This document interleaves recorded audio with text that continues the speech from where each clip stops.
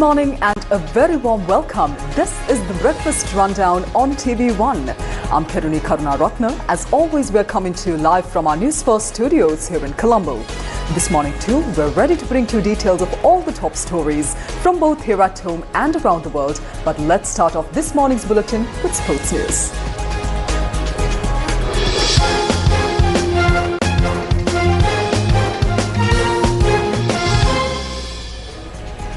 The Sri Lankan athletics team, which won the runners-up title at the 2025 SAF Senior Athletics Championship, returned to the island early this morning. Minister of Sports Sunil Kumar Gamage, along with several officials, was present at the Bandaranaike International Airport to welcome the team. The 4th SAF Senior Athletics Championship was held in Ranchi, India, with the participation of around 300 athletes representing Sri Lanka, India, Bangladesh, Nepal, Bhutan and the Maldives. Sri Lanka secured a total of 40 medals, 16 gold, 14 silver and 10 bronze to claim the runners-up position. Rumesh Tharanga was named the best athlete of the tournament, while Shafia Yamik shone with 3 gold medals, triumphing in the women's 100 meters, 200 meters and 100 meter relay events.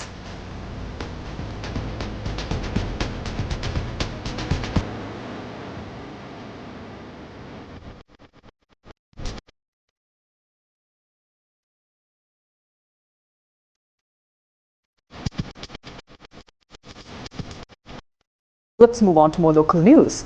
The Met Department says that Cyclone Montha is expected to further intensify into a severe cyclonic storm today.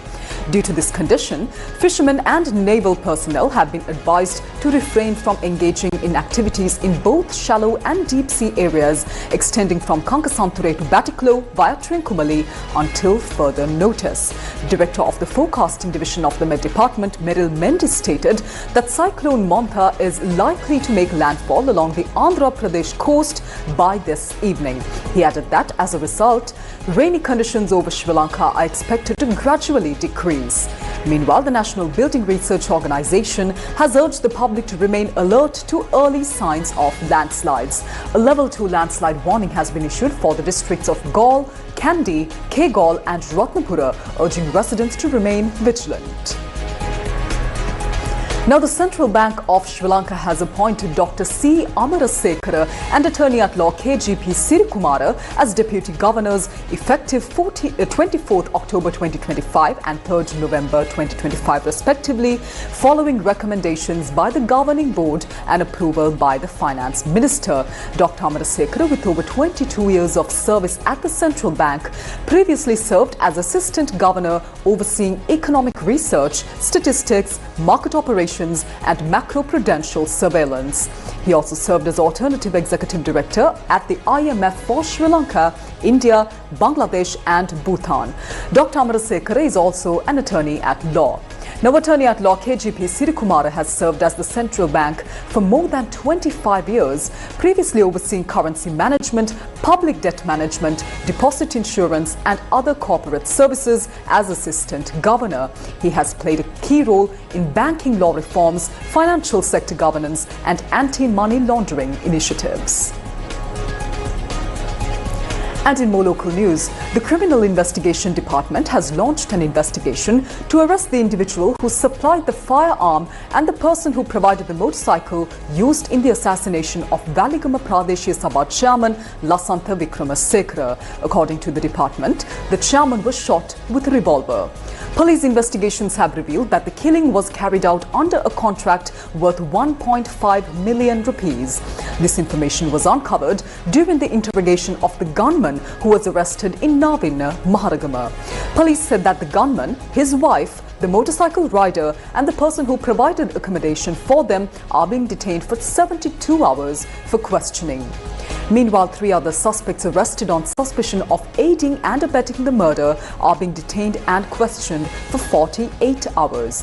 The Financial Crimes Investigation Division has also commenced a probe into the gunman and the other suspects arrested in connection with this assassination. Police further stated that 10 special teams have been deployed to investigate the case under the direct supervision of the Inspector General of Police.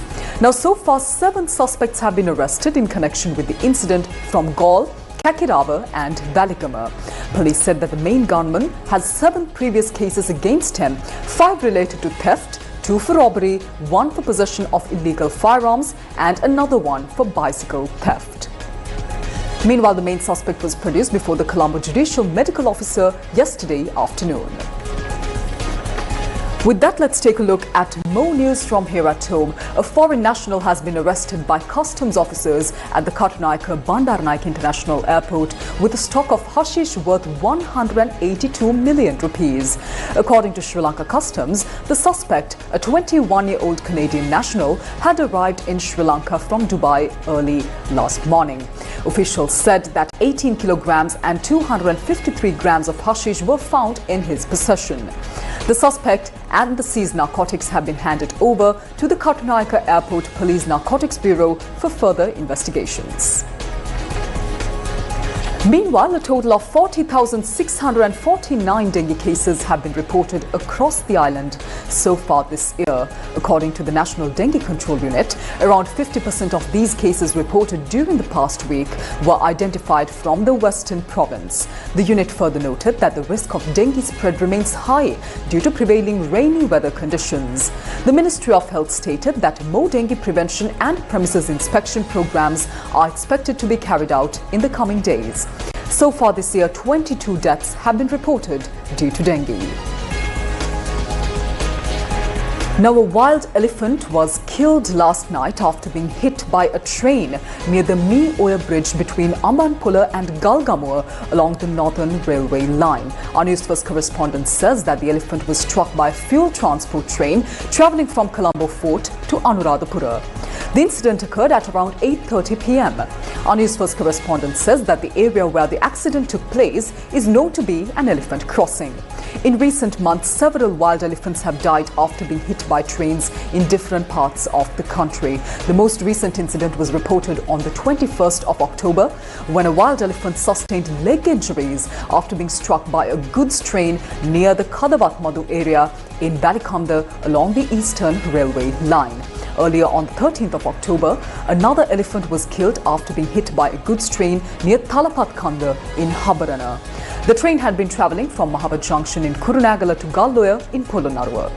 Following a rise in such collisions, the Department of Railways has introduced several measures to prevent elephant train accidents. Among them are the installation of signboards featuring elephant crossing warnings and images and enhanced lighting along the railway tracks. Additionally, the Department of Railways has decided to install CCTV surveillance systems at key points along major railway lines where elephant crossings frequently occur.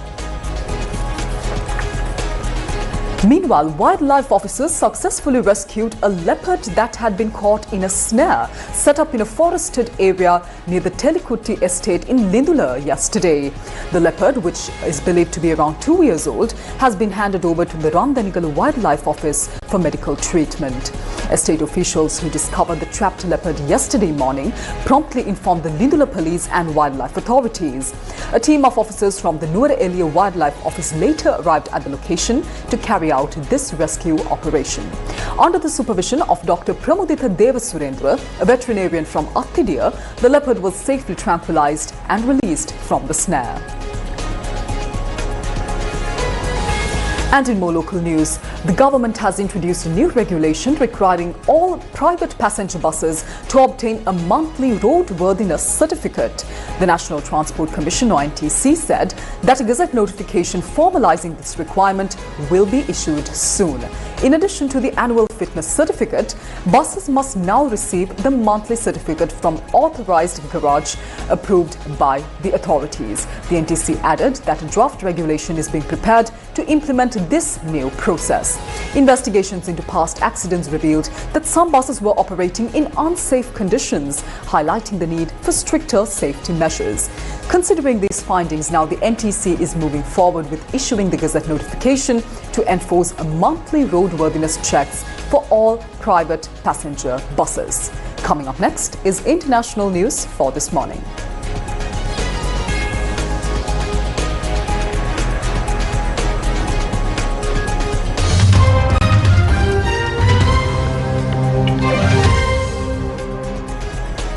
US President Donald Trump met with Japan's new Prime Minister Sanae Takaichi in Tokyo today for talks on trade and security, a week after the hardline conservative became Japan's first female leader and vowed to accelerate a military build-up. Takaichi is expected to offer a package of US investments in a $550 billion deal agreed this year, including cooperation in shipbuilding. She will also seek to please the leader of Japan's trade partner and security ally with purchases of pickup trucks, soybeans and natural gas. While Trump has previously said Tokyo is not spending enough to defend its islands from an increasingly assertive China, Takaichi is not expected to commit to new defense spending targets beyond 2% of GDP pledged by her predecessors.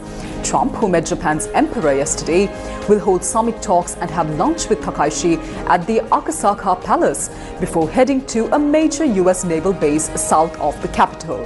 Trump was last at the palace, an ornate residence built in European style, in 2019 for talks with late Prime Minister Shinzo Abe, who was assassinated in 2022.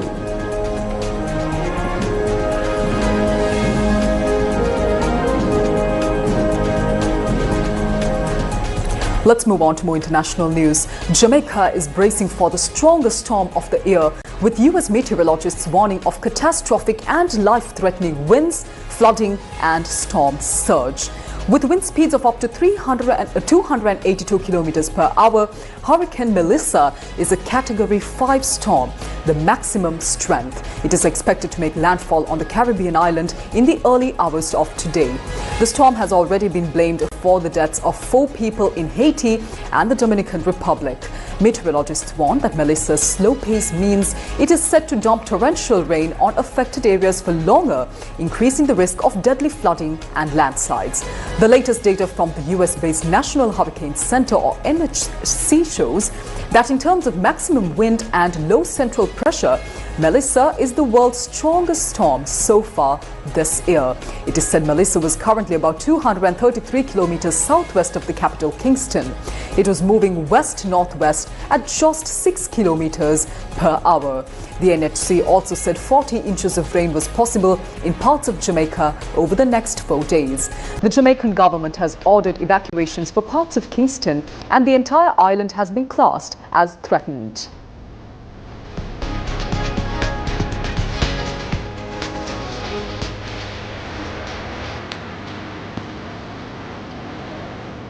And that's a wrap up this morning's edition of the Breakfast Rundown on TV1.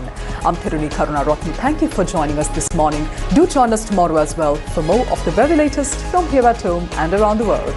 Take care. Have a wonderful day ahead.